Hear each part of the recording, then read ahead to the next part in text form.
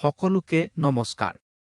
অভিযান্ত্ৰিক চিত্ৰাংকন আৰু কম্পিউটাৰ গ্ৰাফিক্সৰ ওপৰত আমাৰ NPTEL অনলাইন পঞ্জীয়ন পাঠ্যক্ৰমলৈ স্বাগতম। মই IIT খড়গপুৰৰ মেকানিকেল ইঞ্জিনিয়াৰিং বিভাগৰ ৰাজাৰাম লক্কাৰাজু। এই পাঠ্যক্ৰমত আমি অংকন চোৱাৰ কাৰিকৰী পদ্ধতিৰ বিষয়ে শিকিবলৈ গৈ আছো আৰু কলাত্মক চিত্ৰাংকনৰ সৈতেও তুলনা কৰিবলৈ চেষ্টা কৰিম। প্ৰথম লেকচাৰত আমি অভিযান্ত্ৰিক অংকন অভিযান্ত্ৰিক চিত্ৰাংকনৰ পৰিচয় কভাৰ কৰিবলৈ গৈ আছো। অভিযান্ত্ৰিক চিত্ৰাংকন অভিযন্তাসকলৰ বাবে এক অত্যাৱশ্যকীয় কম্পোনেণ্ট হয়। আপোনাৰ যি ধাৰণা আছে সেইবোৰ আপুনি চিত্ৰাংকন আৰু স্কেটছৰ জৰিয়তে প্ৰকাশ কৰে আৰু ইয়াত বহুতো অভিযান্ত্ৰিক দিশ যেনে ডিজাইন, উৎপাদন কৌশল আৰু বহুতো বস্তু অন্তৰ্ভুক্ত থাকে যি অভিযান্ত্ৰিক অংকনৰ জৰিয়তে সামৰি লয়। উদাহৰণস্বৰূপে, যদি আপুনি এৰোস্পেচ ইঞ্জিনিয়াৰিং চাই আছে তেন্তে গেছ টাৰবাইন ব্লেড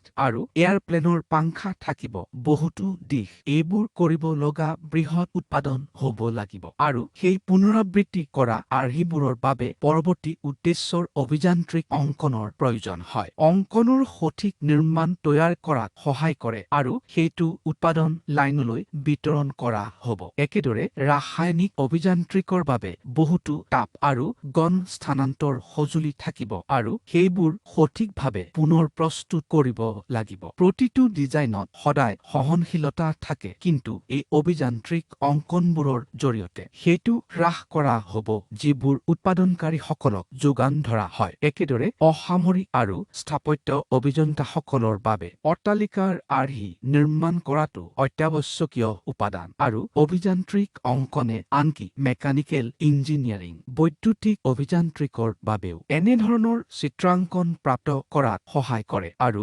ইলেক্ট্ৰনিক্স আৰু কম্পিউটাৰ বিজ্ঞান অভিযান্ত্ৰিক অংকন অতি প্ৰয়োজনীয়। বহুতো চিপ ৰেজিষ্টৰ ধাৰণা প্ৰতিনিধিত্ব কৰা স্কেচ আঁকিবলৈ সতৰ্কতাৰে প্ৰয়োজন হোৱা উদ্যোগবোৰত ইণ্টিগ্ৰেটেড চাৰ্কিটবোৰ সঠিকভাৱে ব্যৱহাৰ কৰিব লাগিব। আৰু আমাৰ পাঠ্যক্ৰম এনে কাৰিকৰী অভিযন্তাসকলৰ বাবে যিয়ে তেওঁলোকৰ ধাৰণাবোৰ প্ৰতিনিধিত্ব কৰাৰ এই কলাটো শিকিব বিচাৰে। এই বিষয়ত আমি বিভিন্ন মেকানিকেল অংশৰ ৰেখা কেনেদৰে অংকন কৰিব লাগে সেই বিষয়ে শিকিবলৈ গৈ আছো আৰু লগতে আমি অৰ্থোগ্ৰাফিক পইণ্ট ৰেখা, প্লেন, প্ৰক্ষেপণ, নীতি আৰু সহায়ক দৰ্শনবোৰ এক নিৰ্দিষ্ট দিশত চাবলৈ চেষ্টা কৰিম। শাখাগত দৰ্শন, ৰেখা, প্লেন আৰু গোটা বস্তুৰ ইণ্টাৰছেকচন আৰু লগতে পৃষ্ঠৰ বিকাশ আমি চাবলৈ চেষ্টা কৰিম আৰু কেইটামান চিত্ৰাংকন পদ্ধতি আৰু কেনেদৰে মাত্ৰা দিব লাগে, ফিট আৰু সহনশীলতা কেনেদৰে প্ৰতিনিধিত্ব কৰিব লাগে আৰু লগতে এই কম্পিউটাৰ গ্ৰাফিক্স আঁকিবলৈ কম্পিউটাৰ কেনেদৰে ব্যৱহাৰ কৰিব লাগে। আৰু যদি আপুনি এছেম্বলি আৰু ডিজাইন অনুশীলনৰ ক্ষেত্ৰত সামান্য দক্ষতা ৰাখে তেন্তে আমি অভিযান্ত্ৰিক অংকনবোৰো সামৰি ল'ম, যাৰ দ্বাৰা শিক্ষাৰ্থীসকলে কাৰিকৰী অংকন কৰাৰ কৌশল আৰু মানক অনুশীলন শিকিব পাৰিব। বক্তৃতাৰ শেষত এজনে এটা ৱৰ্কিং এছেম্বলি ড্ৰয়িং পঢ়িবলৈ মাল্টিভিউ অৰ্থোগ্ৰাফিকত মেকানিকেল উপাদান প্ৰতিনিধিত্ব কৰিবলৈ, ধাৰণামূলক ডিজাইন স্কেচ সৃষ্টি কৰিবলৈ আৰু লগতে এছেম্বলি ড্ৰয়িং সৃষ্টি কৰিবলৈ সক্ষম হ'ব। লক্ষ্যটো হৈছে কাৰিকৰী চিত্ৰাংকন দক্ষতা শিকা আৰু উদাহৰণ স্বৰূপে অংকন প্ৰতিনিধিত্ব কৰিবলৈ ছলিড ৱৰ্কছ ছফ্টৱেৰৰ ব্যৱহাৰ কৰা। এই পাঠ্যক্ৰমত আমি মুঠ 12টা মডিউল সাঙুৰি লৈছো। এক অভিযান্ত্ৰিক অংকনৰ পৰিচয়, দুই শংকু আকৃতিৰ শাখাবোৰ কেনেদৰে বুজিব লাগে আৰু সেইবোৰক প্ৰতিনিধিত্ব কেনেদৰে কৰিব লাগে, অৰ্থোগ্ৰাফিক প্ৰক্ষেপণৰ দুটা মডিউল, এক পৃথক মডিউল হিচাপে শাখা আৰু শাখাগত দৰ্শন, আইচোমেট্ৰিক প্ৰক্ষেপণ কেনেদৰে প্ৰক্ষেপণ কৰিব লাগে আৰু কম্পিউটাৰ গ্ৰাফিক্সৰ বিষয়ে জনা আৰু কম্পিউটাৰ ছফ্টৱেৰ ব্যৱহাৰ কৰি সেইবোৰ চিত্ৰাংকন কৰা কম্পিউটাৰ গ্ৰাফিক্সৰ অৱলোকনৰ ওপৰত 4টা মডিউল আৰু এটা নিৰ্দিষ্ট সমস্যা তুলি লোৱা আৰু ডিজাইন প্ৰকল্প কৰাৰ ওপৰত 2টা মডিউল মানক পাঠ্যপুথি যি আমি অনুসৰণ কৰিছিলো এন.ডি. ভট্ট আৰু অন্যান্যৰ দ্বাৰা অভিযান্ত্ৰিক গ্ৰাফিক্স ডি.এম. কুলকাৰ্ণী আৰু অন্যান্যৰ দ্বাৰা অটোকেডৰ সৈতে অভিযান্ত্ৰিক অংকন অনডব্লিউ.চি.আৰ.চি. প্ৰেছৰ দ্বাৰা ছলিড ৱৰ্কছৰ পৰিচয় এইবোৰ হৈছে মানক পাঠ্যপুথি যি ব্যৱহাৰ কৰা হৈছে আৰু তাৰ ওপৰত আমি বহুতো অনলাইন সম্পদ ব্যৱহাৰ কৰি ইয়াক এক বিস্তৃত উপায়েৰে সামৰি লৈছো আমি যদি এই প্ৰসংগ আৰু সামগ্ৰী ব্যৱহাৰ কৰিছো আমি উপযুক্তভাৱে প্ৰতিনিধিত্ব কৰিছো আৰু কিছুমানক স্বীকৃতিও দিছো যোৱা কেইছ বছৰৰ পৰা সাঙুৰি লোৱা অভিযান্ত্ৰিক পদ্ধতিবোৰ গতিকে উপযুক্তভাৱে আমি স্বীকৃতি প্ৰদান কৰি আছো আৰু যদি স্বীকৃতিৰ ক্ষেত্ৰত কোনো বাদ পৰিছে অনুগ্ৰহ কৰি আমাক ক্ষমা কৰিব প্ৰথম মডিউলটোৱে অভিযান্ত্ৰিক অংকনৰ পৰিচয় সামৰি লয় য'ত আমি চিত্ৰাংকন সঁজুলিৰ বিষয়ে জানো লেটাৰিং কেনেদৰে ব্যৱহাৰ কৰিব লাগে আৰু অভিযান্ত্ৰিক অংকনৰ বাবে আমি কেনেধৰণৰ কাগজৰ বিন্যাস ব্যৱহাৰ কৰিব লাগিব আৰু জ্যামিতিক বক্ৰক প্ৰতিনিধিত্ব কৰা আমি সামৰি ল'ম মাত্ৰা আৰু সহনশীলতা শৈল্পিক ধৰণে আমি স্কেচ আঁকিছো উদাহৰণ স্বৰূপে ইয়াত মই আপোনাক এটা ৰকেট দেখুৱাইছো যিটো এজন শিল্পীয়ে আঁকিছে সেই ৰকেটৰ পৰা এক সজস্ত গেছ ওলাই আহিব আৰু ই মোমেন্টাম প্ৰদান কৰিছে নিউটনৰ সূত্ৰৰ বাবে ৰকেটটো ঊৰ্ধ্বগামী দিশত উৰি যায় ইয়াত ৰকেটৰ আকৃতি আৰ্বিট্ৰেৰী এয়া ভালদৰে কাৰ্যকাৰী হ'ব পাৰে বা আমি নাজানো কিন্তু অভিযান্ত্ৰিক অংকন অভিযাপনাৰ কাৰণ মোহিত হোৱা বিষয়বোৰ যেনেভাৱে এৰোডাইনামিকেল গুণসমূহ পূৰ্বতে নিৰ্দিষ্টভাৱে এৰোডাইনামিকেল কৰে স্থিৰতা গাঁথনিগত শক্তি আৰু আমি নিউটন বলবিজ্ঞানৰ দৰে প্ৰথম নীতি ব্যৱহাৰ কৰা যিকোনো বস্তু ৰচনা কৰিবলৈ বহুতো প্ৰতিনিধিত্ব আৰু তাৰ পৰা আমি বস্তুৰ আকাৰ ক্ৰছ ছেকচনেল এলেকা প্ৰতিনিধিত্ব কৰো যি চাপ আৰু শক্তিবোৰ বন্ধ কৰিব পাৰে আৰু তাৰ পৰা বাস্তৱিক প্ৰতিনিধিত্ব আহৰণ কৰিবলৈ চেষ্টা কৰো আমি উৎপাদন লাইন আৰু উৎপাদন লাইনৰ অধীনত সেই ধৰণৰ বস্তু সৃষ্টি কৰো আৰু অভিযান্ত্ৰিক ডিজাইনৰ বাবে পুনৰাবৃত্তিৰ অতি প্ৰয়োজন উদাহৰণস্বৰূপে ৰকেট চোৱাৰ অভিযান্ত্ৰিক পদ্ধতি ইয়াত চিত্ৰাংকন প্ৰতিনিধিত্ব কৰাৰ শৈল্পিক পদ্ধতিতকৈ সম্পূৰ্ণ পৃথক এটা সৰল ৰকেট ইয়াত বহুতো অংশৰে গঠিত কেন্দ্ৰটো পুনৰ প্ৰৱেশ আকৃতি সম্ভৱতঃ উইং আৰু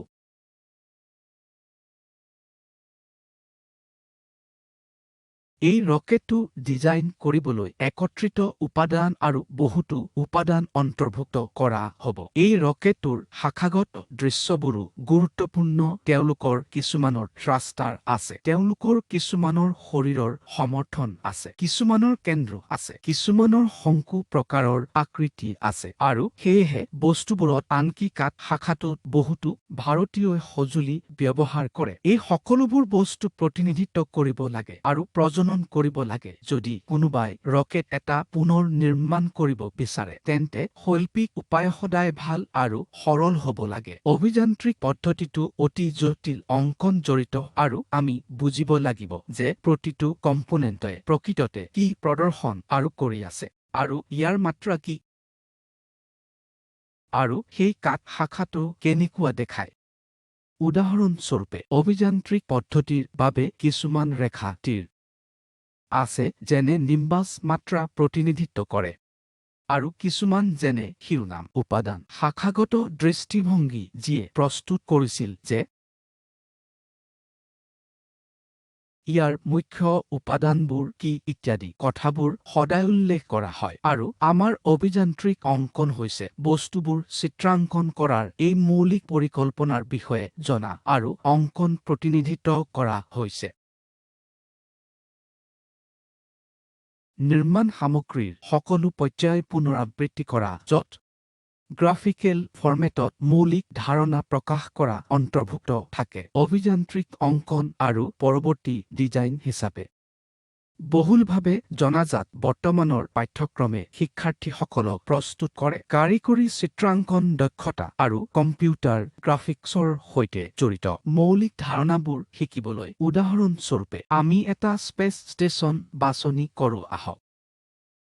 এইটো স্পেচ ষ্টেচনৰ প্ৰকৃত প্ৰতিচ্ছবি যি পৃথিৱীৰ পৰা 100 কিলোমিটাৰ ওপৰৰ উচ্চতাত আছে ইয়াত বহুতো উপাদান থাকে যেনে সৌৰ পেনেল থ্ৰাষ্টাৰ আৰু আন বহুতো বস্তু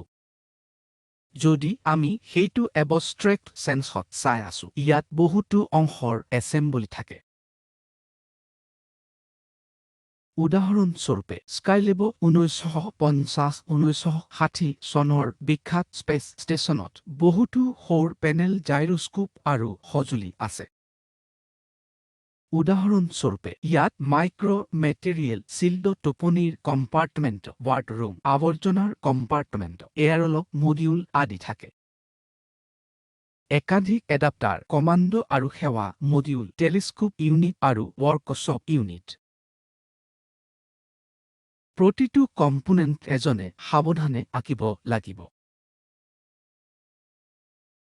যি কিছুমান ডিজাইনৰ অনুশীলনী অনুসৰণ কৰে আৰু ফেব্ৰিকেশ্যন একক বা নিৰ্মাণমূলক গেজেটলৈ সেইবোৰৰ যোগান ধৰে অংকনৰ মাত্ৰাৰ ওপৰত আধাৰিত কৰি এজনে প্ৰতিটো কম্পোনেণ্ট উৎপাদন কৰাৰ স্থিতিত থাকিব আৰু তেওঁলোকে জানে কোনটো উপাদান কিহত একত্ৰিত কৰিব লাগিব সাধাৰণতে এই অভিযান্ত্ৰিক অংকনবোৰত 10 লাখতকৈ অধিক ব্যক্তিগত কম্পোনেণ্ট থাকিব পাৰে উদাহৰণস্বৰূপে এই স্কাইলেব পৰীক্ষাৰ বাবে স্পেচ ষ্টেচন যি নিৰ্মাণ কৰা হৈছে ইয়াত প্ৰায় লাখ কম্পোনেণ্ট থাকে কোনো মানুহৰ বাবে মনত ৰখা সহজ নহয় কোনটো কম্পোনেণ্ট কলৈ যাব লাগে ইত্যাদি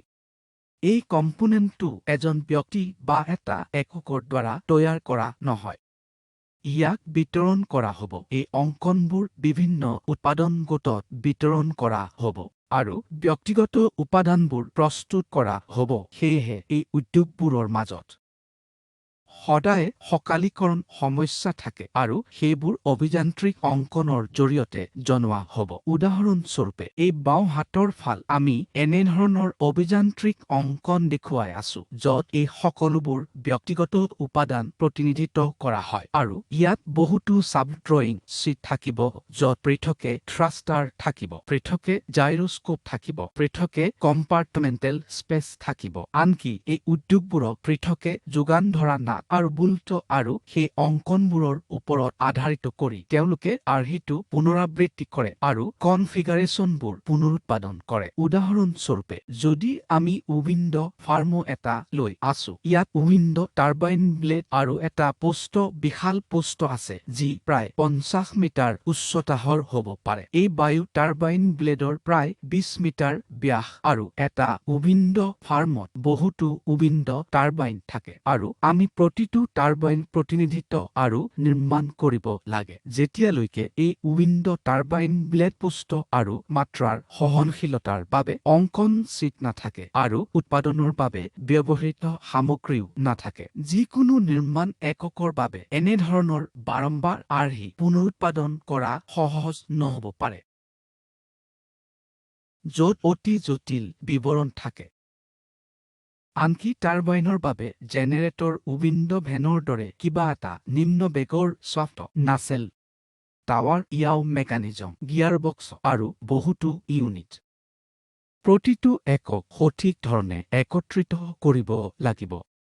আৰু আমাৰ অভিযান্ত্ৰিক চিত্ৰাংকন পাঠ্যক্ৰমে আপোনাক এই এছেম্বলিৰ কামবোৰ কেনেদৰে কৰিব লাগে আৰু লগতে পাঠ্যক্ৰমৰ মৌলিক অংকনবোৰ কেনেদৰে প্ৰতিনিধিত্ব কৰিব লাগে শিকায় আপুনি অভিযান্ত্ৰিক অংকনৰ পৰা বুজি পোৱাৰ স্থিতি পাব মই আগতে উল্লেখ কৰাৰ দৰে সহনশীলতা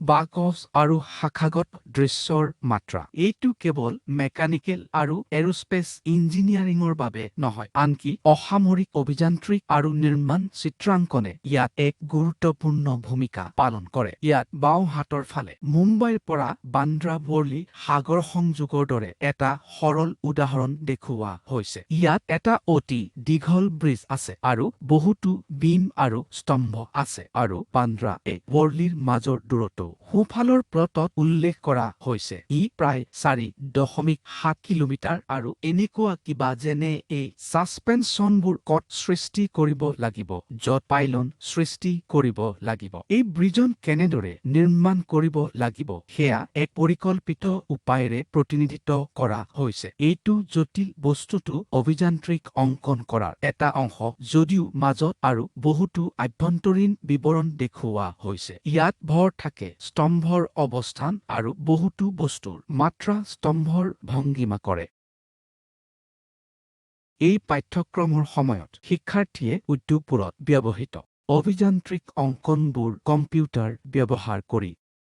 কেনেদৰে ডিজাইন কৰিব লাগে বুজাৰ দক্ষতা বিকাশ কৰিব আৰু কাৰিকৰী অংকনৰ দৃশ্যমান দিশ থকা 3টা ডি অবজেক্ট বিকশিত কৰক। এই কলাটো আমাৰ পাঠ্যক্ৰমৰ উদ্দেশ্য। ধন্যবাদ।